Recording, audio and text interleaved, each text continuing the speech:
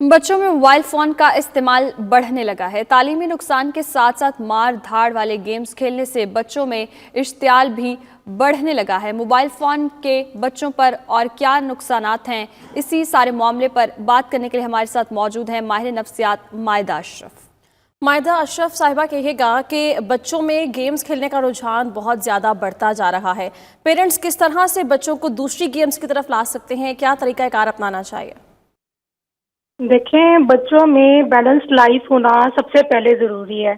ان کی physical activity کو بڑھائیں۔ آپ کو پتہ ہے کہ آپ گھر میں رہ کے کون سی فزیکل ایکٹیویٹی ان کو مہیا کر سکتے ہیں۔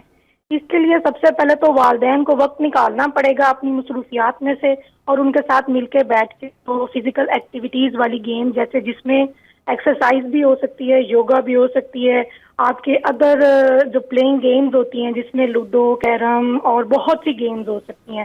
اگر بچے آپ کی تھوڑی سی اپر لیول پہ ہیں، تھوڑی زیادہ عمر کے ہیں، تو ان کو پاس بٹھائیں، ان سے گپ شپ کریں اور ان کے ساتھ مل بیٹھ کے کوئی ایکٹیویٹی پلان کریں گھر کے اندر ہی۔ اگر آپ کسی پارک میں کسی جگہ پہ جا سکتے ہیں تو کوشش کریں فزیکل ایکٹیویٹی اپنی بڑھانے کی کوشش کریں۔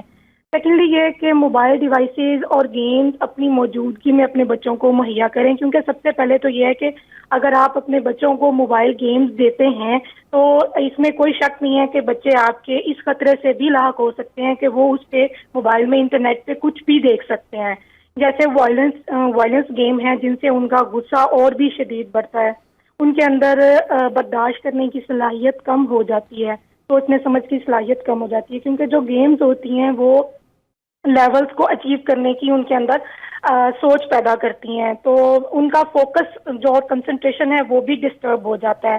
ظاہر ہے پڑھائی اور جو باقی معاملات ہیں اس کو فوکس سے کرنا پڑتا ہے۔ اسٹڈی ہمیشہ فوکس اور کنسنٹریشن مانگتی ہے، تو فوکس ڈیولپ کرنے کے لیے آپ کو موبائل اور گیمز کا جو ٹائم ہے وہ کم کرنا پڑے گا، شارٹ کرنا پڑے گا۔